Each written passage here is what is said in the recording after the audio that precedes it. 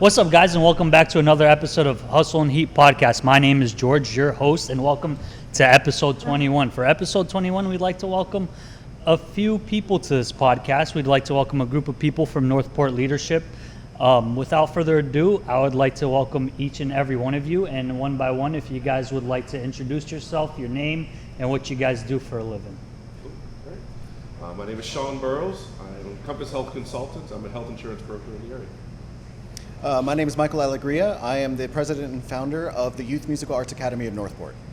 My name is Emerson Schoonover. I am the branch development manager for Achiever Credit Union in Northport.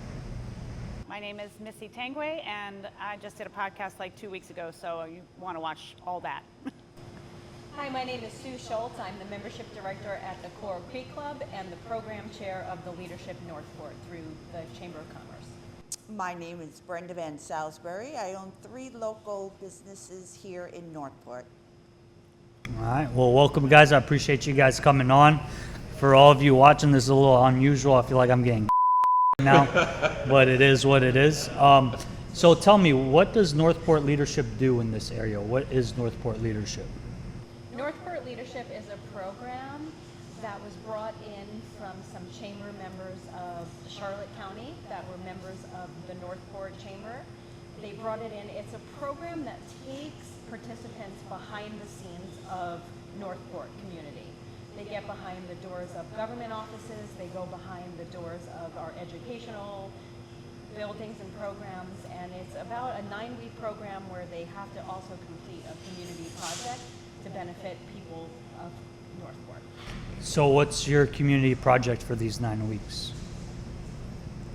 Well, this year our project is a pickleball tournament. So we're having a pickleball tournament May 2nd, 10 a.m. to whenever we complete, probably 2 o'clock. We're going to be raising funds for the Youth Musical Arts Academy of Northport, Michael Alegria, his organization, to try to help the children advance in their, giving them the ability to expand their abilities to grow and using their musical talents. So, Brenda. Yes, so Michael is having a summer camp for children entering grades 4 through 6. One of the main goals he had was to establish an ORF ensemble, and this is a great way to introduce children to music. Instruments are very expensive. One instrument can go up to $750, and if Michael has 20 children in a room, that's $15,000 right there. Also, Michael needs a place to store his instruments. Right now, they're in his garage, so we're really looking forward to helping him. Michael, tell us how you register for the pickleball tournament and how much does it cost? I think someone from leadership would actually be better able to explain that than me for the pickleball tournament. If you register online, we have a Facebook event. It's called Serve Up the Sound. Just search that in your Facebook search bar, and it's $35 for players. We also have sponsors that will be out there. We'll have tables, we'll have community people. So please come by. You know, we'll have a DJ, actually, DJ Peaches, if you don't know who that is. Michelle Moore will be there, and she's going to be emceeing the event. So we'll have some music. It's just going to be an all-around good time, and so we'd really love the community support. All right, and all proceeds will go to Northport. All proceeds benefit the Youth Musical Academy of the Arts. All right, tell us a little bit more about your program, Michael. So the Youth Musical Arts Academy in Northport, it's really similar to, think of the local sports programs, the youth sports programs. So you can think of Northport Junior Bobcats, for example. They're a really great example. And their goal is to essentially feed into Northport High School and to create athletes that would eventually be going there. We have a similar program that would be similar to kind of a youth sports program, but for music. And our goal is to provide students with more music education where there's a lot of gaps, especially in the elementary area. Prior to the current job that I have now, I was the music teacher at Atwater Elementary. And I would only see the kids once every 6 to 7 school days, which equated to about maybe 20 to 25 hours worth of music education total for the entire year. So the goal here is to fill in those gaps and to provide more resources for those students to be able to explore music as a source of passion and a source of something that can create a sense of belonging for them in the future. Because I think that's something that our kids really need these days, is that sense of belonging, especially after COVID. They kind of lost that. So what we do is summer camps. So we have an upcoming summer camp for incoming 4th to 6th graders, and it's a band camp, so they'll be able to learn flute, trumpet, trombone, and clarinet. And it's kind of like a try before you buy experience for them to go into band when they go into middle school. So it's a really great way to support our middle school programs in the area. And then with our Orff ensemble, this would be an after-school program that would take place during the during the school year, and it would be a way for kids to not only connect with students at their school that are interested in music, but also the surrounding areas. So they would be able to play with students, like a student that's at Glen Allen could play with a student that's at Atwater or at Welland Park, or homeschool students that don't have any kind of music education would be able to get that as well. So it would be a way to get that going and get them interested in joining percussion when they get into middle school. So a lot of that is centered around developing the middle school and high school programs here at our that are already in place. Another thing that we provide are scholarship opportunities for private lessons for students that are very serious and are looking for that more intense study. I know growing up, I needed the help getting paid for private lessons, and I was really lucky that I went to San Pedro Catholic Church. Growing up, I grew up in Northport, and the Ladies Guild there sponsored all my private lessons, and I had to go all the way to Bradenton for it. So our goal is to be able to provide those lessons for students locally.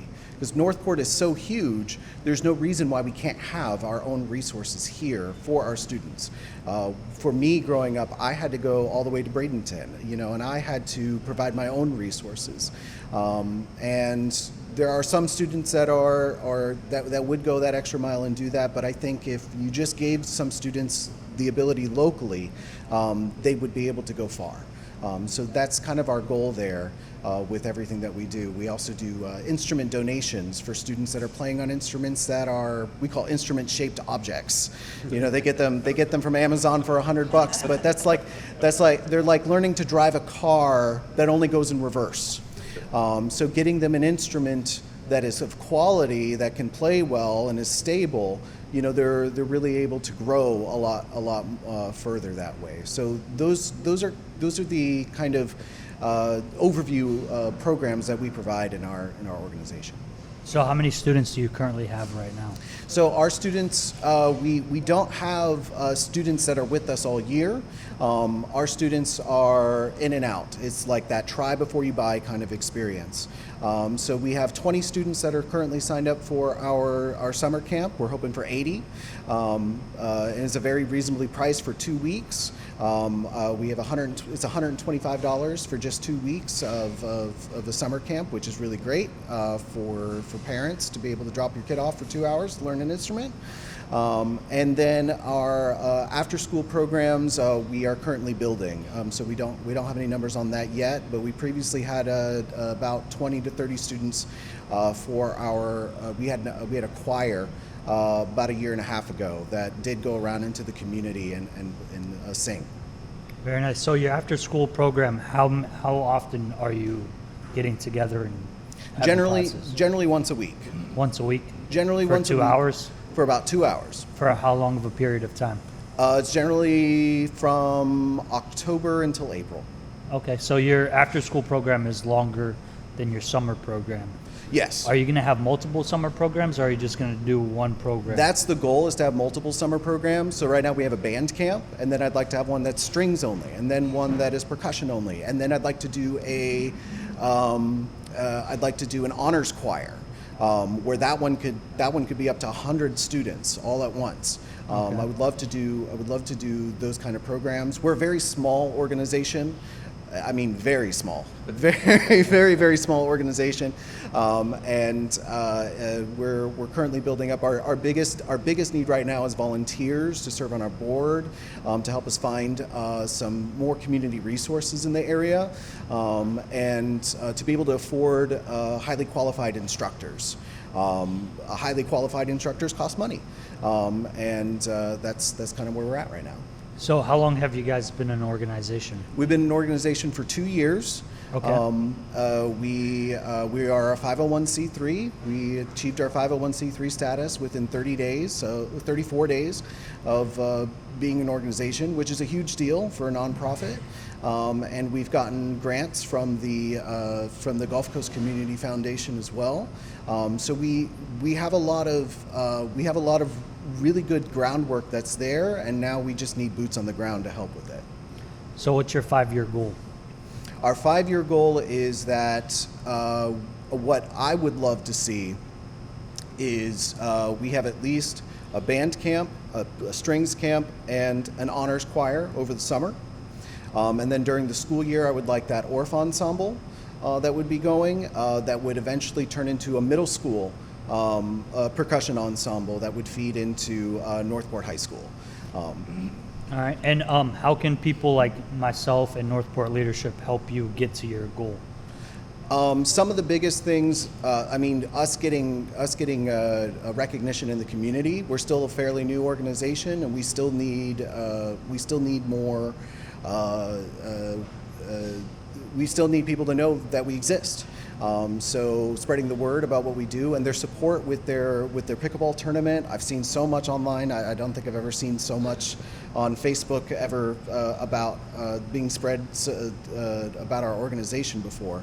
So that would be incredibly helpful. And if you know anyone that anyone that's committed to the community, committed to the children in our community, those are the kind of people that we're looking for to be on our board and on our leadership team. Because you don't necessarily have to be a musician. You don't even have to necessarily, music doesn't even necessarily need to be your thing. But if children are, and making the next best contributing members of society is something that you're passionate about, that's what we're passionate about.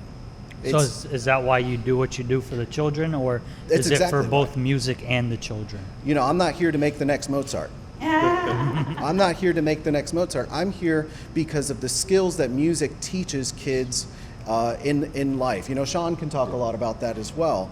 You know, it teaches them patience. It teaches them perseverance. It teaches them all different kinds of life skills. You know, one of the biggest life skills when I was teaching with the marching band here at the high school, one of the biggest things we taught them was to be early is to be on time is to be late, and to be late is unacceptable.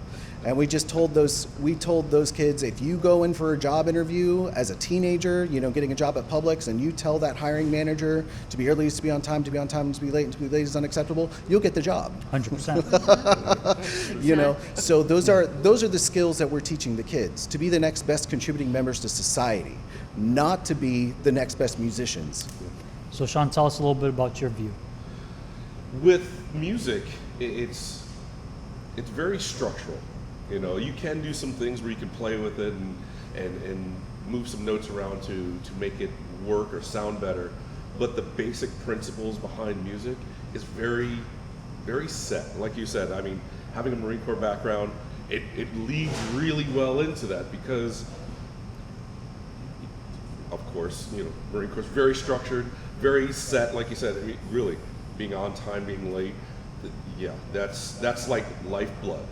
But it actually creates the discipline, it creates pride in who you are, being able to create music in such a way that gives you the opportunity to affect another person, to be able to pull on their heartstrings, to know how to linger a note a little bit longer, or to cut a note a little bit shorter, or the crescendo, the decrescendo, all those types of aspects of music really does create the ability for a person to, again, take pride, take ownership, take leadership, because As a section leader, you're going to teach your other individuals that work with you or in your section how to gain that passion for the music. With the kids, it's great because it gives them an opportunity to see that they have an ability and a power to really mean something. Because there's nothing better than having a performance when people actually come to you and they're a little bit weepy-eyed. You've been able to tap into that inner part of their heart that, thank you, I needed that today. I needed to hear that. I thank you for what those feelings that came out of me. And that's just an awesome thing. And I'm a big proponent of, in order for a community to thrive and grow, you really have to instill the right disciplines within the children. And that's such a huge part. And I think just going based on what you're saying, it's teaching you to be a part of something bigger than yourself. Correct, 100%. So did you start music at an early age? I did. Oh gosh. I wish Michael's program was around, but I started when I was third grade, fourth grade. I was singing. A pseudo classically trained tenor. No, I'm not going to float any notes right now. Come on, man. No, you come tonight at the races, you might see it. But yeah, no, music has been such a huge part of my life, and how to be able to express yourself. And it's kind of weird, you can stay to it. There's band and chorus. There's band geeks and chorus freaks, and that's the really playful side of things. But at the same side, it's so different than sports. It's so different than, it's different from the competitive side of things, because you're not trying to beat anybody up. You're not trying to steal the ball from somebody, but you're still trying to tap into their heartstrings, or try to create your voice, your passion, and express it in such a way that it's accepted. So you do have that outlier type of feeling, but at the same time, there's just so much that you can gain from it. Calling cadence. I'll go back to the Marine Corps reference. Calling cadence. You start listening to some of those guys, and it's like a song. It's really methodical in approach. It's very sing-songy, and when you're commanding your troops in that type of way, it brings them together. Like your ability to call cadence, your ability to conduct a group, a choir, your ability to coach will get those people to run through a flipping wall. Sean, thank you for your service. Would you say that being in the music gave you some leadership or certain types of skills that led you further on in life and further on into Marine Corps, other than calling cadence? Yeah, for sure. I mean, there's that whole discipline factor. Music, I don't know, music is like lifeblood for me. It's always been that thing where you can always tell my mood by what music I'm listening to. And I literally listen to everything. I live that every day in the kitchen. The guy controls the speaker. If he's in his feelings, we know. Oh yeah, for sure. I mean, and it's a good way to be able to, like, if you're feeling down or something like that, it draws that energy out of you, so you 100%. don't have to express that on somebody else. And the kids nowadays, being able to learn music at an early age and be able to know that is something that is possible, they don't take it out to the community. They don't start to spending it on other people. And that's the wonderful thing about this program, the leadership program, being able to serve organizations like Michael's. Also the leadership program, the ability to see more than what's in front of you. It gives you the opportunity to see what's happening within your community, have an impact in your community. It's different to live in an area that is a community, but to be a part of the community is something totally different. I 100% agree. And that's how they connected, was through the program. The program has a committee of people that work behind the scenes to put the program together. Their first day they come in, they're all not strangers. They've known each other through business, but they're put together as a team. And the second day is a nonprofit day where we go around the community, we visit locations, and they understand the needs of the community that day. And it does pull at your heartstrings. People that don't have brick and mortar, we bring in to speak, and that's how this connection was made. Michael was invited to come and speak in front of this year's class. The class as a whole then decides what project they're going to do to help a nonprofit within Northport. And this year's class chose Michael's nonprofit. I'd like to take a quick moment as well, and Emerson is here representing Achieva Credit Union, and they are our title sponsor for this event. And so we couldn't really have kicked off the majority of what we were doing without knowing that we had a title sponsor. And so if there's an opportunity, I'd love to have Emerson talk about Achieva just for a few seconds as well, so that we can be grateful for their participation in this event. Sure, thank you. So as I mentioned before, my name is Emerson. I'm with the Achieva Credit Union in Northport, and I'm also part of the leadership class here. So I'm also a member of this organization. Tell you a little bit about Achieva. Achieva has an interesting story of how it got started. In 1937, there was a group of 7 teachers. One of the teachers was denied a loan.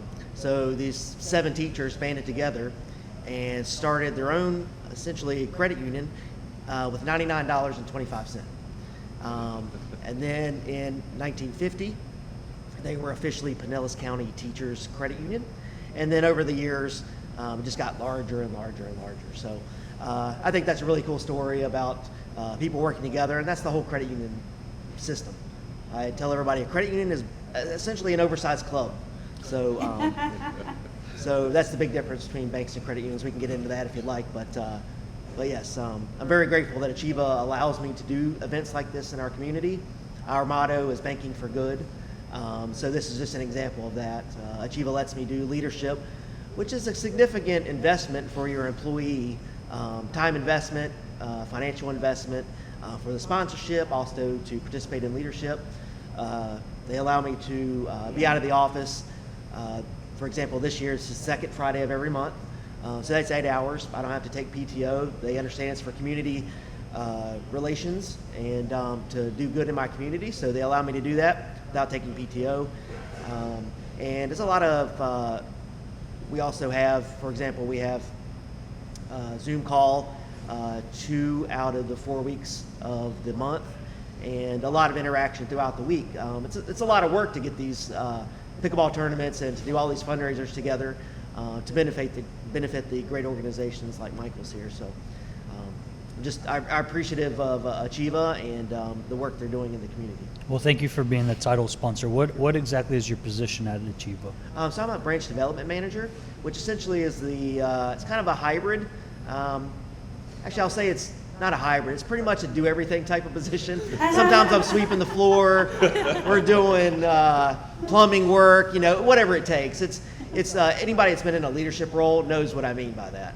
You have to do whatever it takes. But my primary duties are to be a branch manager, develop employees, which is something I really like and enjoy, and also to do business development and things like that in the community. So why should people bank with Achieva over the other competition? Yeah, so just the great customer service. It's a totally different mindset when you work with a bank versus a credit union. The whole business structure is different, and this is kind of what I was alluding to earlier. The business model for a bank is for profit. The business model for credit unions, and this is nationally, is not for profit. So instead of seeking to make returns for your shareholders, we're trying to make returns for our members. So I mentioned earlier, it's a big oversized club, right?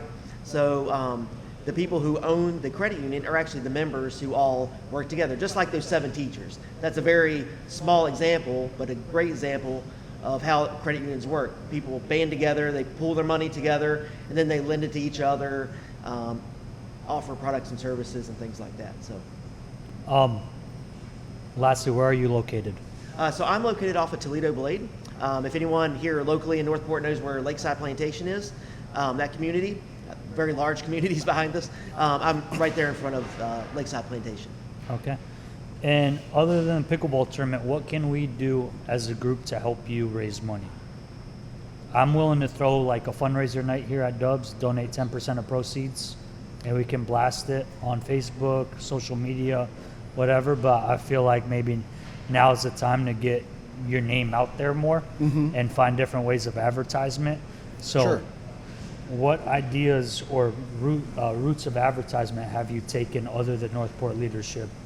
Well, we rely pretty heavily on social media for Facebook, and we do have a website, and we do have we do have an email list. But I think the biggest thing that we need help with is more of a foundational, like I said earlier, boots on the ground. Anyone, we are a nonprofit. We are all volunteer. And anyone that has any kind of skill set in those kinds of advertising or anything that is able to donate some of their time, that is something that would be really helpful for us. Your offer to do a kind of a proceeds night would be wonderful, and I'd be happy to talk to you about that after.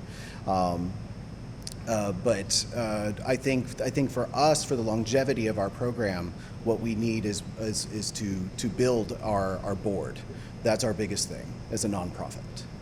I think one of the things with starting a nonprofit, everybody has a really good idea. It's like, I want to really do this, but then they're passionate about that. But then they need all the expertise and all the skill set of everybody else to make this happen. So Yes. that's definitely the case where the passion's there, we have the drive, but we need to bring together the key individuals in order to make this float. Exactly. This is I can't do it by myself. no, and it's such a huge thing that's not just going to impact the children that are going to be participating, but the children of the children that are going to be participating. Again, this is all about really reinforcing the fiber of Northport. Right. Through a musical avenue. And there's a lot of other organizations that you can promote, but this is one of those organizations that you promote that you know is going to have a lasting impact with the community. And I know for Leadership Northport, our class is really, our focus was to have an impact, a lasting impact. Not just hey, here's some money, thanks a lot for playing, and we've done our thing, we have our graduation, we go about our way. We want to see the efforts that we do this year last for years to come. So. Right. So it's about that. It is about that lasting impact, and it is about that sustainability. That's really what is more important to us than marketing right now is sustainability. Okay. And do you have any board members at the moment? Yes. How many? I've got it's myself and 2 others, and that's it. How many are you aiming for to add? I would love to have a board of 7 or 9. Okay. Do they have to have any prerequisites, any resume skills? What's your ideal board member? My ideal board member is going to be someone who is passionate about the mission, which is to create, inspire, and transform Northport through music education, and who can bring a specific skill to the table, whether that is a financial skill, a skill for coordinating volunteers, a skill that is for marketing, a skill that is for helping develop our programs, a skill for fundraising, Grant writing, grant writing, and more fundraising. When you're in the nonprofit business, you're essentially when you're in the nonprofit business, you're essentially a professional money beggar. So